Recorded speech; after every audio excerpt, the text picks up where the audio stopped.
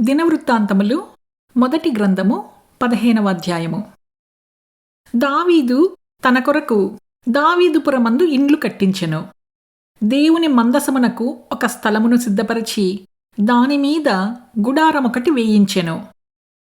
మందసమును ఎత్తుటకును నిత్యము తనకు సేవ చేయుటకును యెహోవా లేవీయులను ఏర్పరచుకొనెనని చెప్పి వారు తప్ప మరి ఎవరునూ దేవుని మందసమును ఎత్తకూడదని దావీదు ఆజ్ఞ ఇచ్చెను.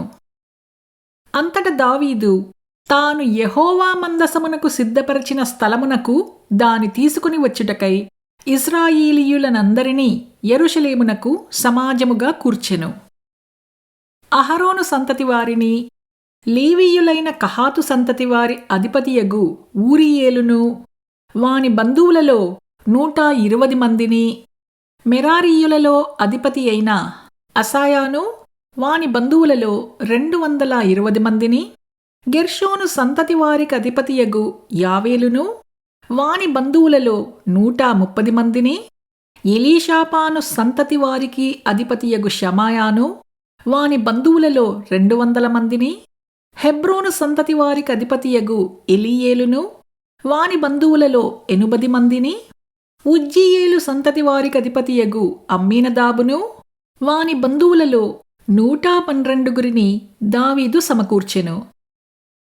అంతట దావీదు యాజకులైన సోదోకును, అబ్యాతారును, లేవీయులైన ఊరియేలు, అసాయా, యోవేలు, షమాయా, ఎలీయేలు, అమ్మీనదాబు అనువారిని పిలిపించి వారితో ఇట్లనెను: లేవీయుల పితరుల సంతతులకు మీరు పెద్దలై ఉన్నారు.